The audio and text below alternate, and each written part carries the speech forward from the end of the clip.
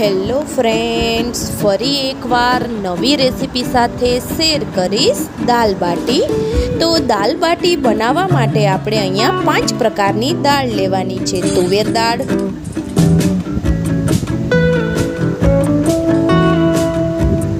ચણા દાળ, મગની ફોતરાવાળી દાળ લેવાની છે, અડદની દાળ, મસૂરની દાળ લેવાની છે. આ રીતે પંચરત્ન દાળ લેવાની છે અને પાણીથી તેને પલાળી દેવાની છે.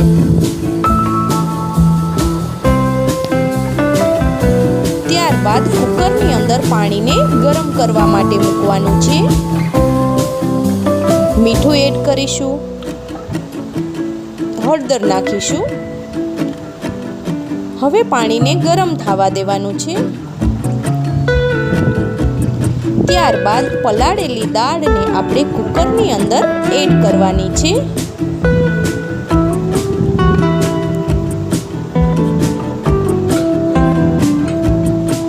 કુકરનું ઢાંકણ બંધ કરી અને દાળને આપણે બાફી લેવાની છે. ત્યારબાદ 3 ટેબલસ્પૂન તેલ મૂકવાનું છે.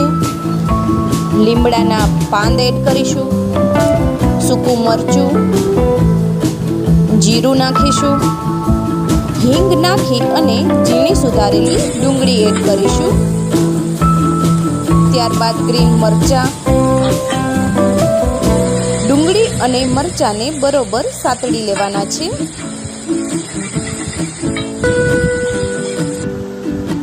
ત્યારબાદ ટમેટા એડ કરશું. સ્વાદ અનુસાર મીઠું, હળદર પાવડર નાખીશું, કાશ્મીરી મરચું,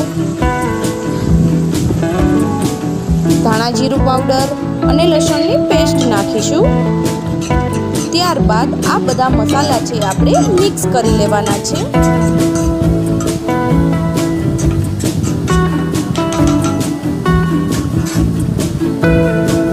હવે બાફેલી દાળ એડ કરી દેવાની છે.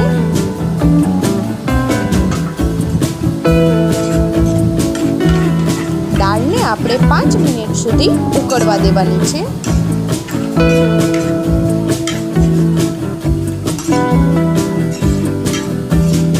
દાળ આપણી ઉકળે ત્યાં સુધી આપણે બાટીનો લોટ બાંધી લેશું. તો એના માટે 1 બાઉલ ઘઉંનો ઝીણો લોટ લેવાનો છે. ત્યારબાદ 1 કપ રવો એડ કરવાનો છે. 3 ટેબલસ્પૂન ઘી નાખીશું મોણ માટે. અજમો નાખવાનો છે.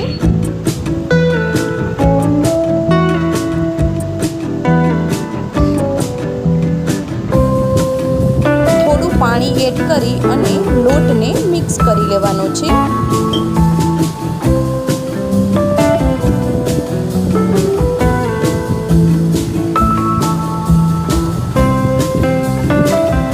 હળદર પાવડર નાખવાનું છે.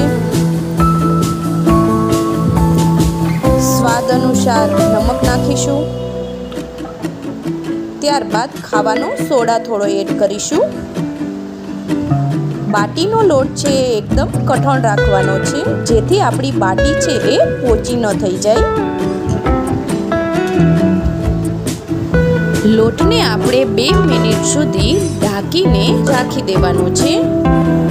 2 મિનિટ બાદ લોટને આપણે સરખી રીતે મસળી લેવાનો છે.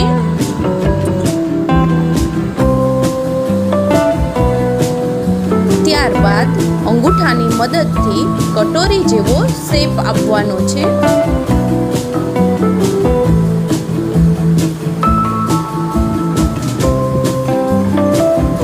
બધા ખૂણા છે તે જોઈન્ટ કરી લેવાના છે.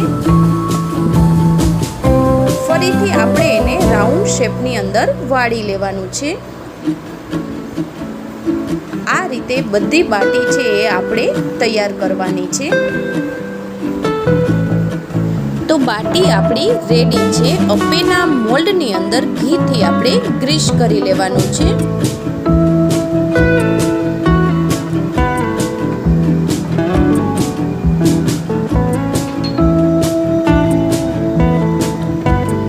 ત્યારબાદ બાટીમાં આપણે આ રીતે કટ લગાવી લેવાના છે.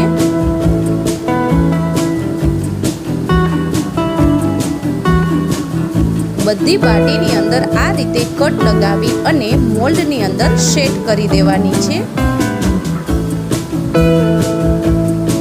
કટ લગાવવાથી બાટી છે એ એકદમ ચડી જાય છે.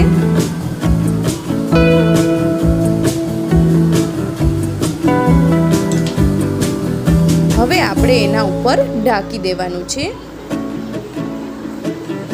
તો રેડી છે આપણી બાટી.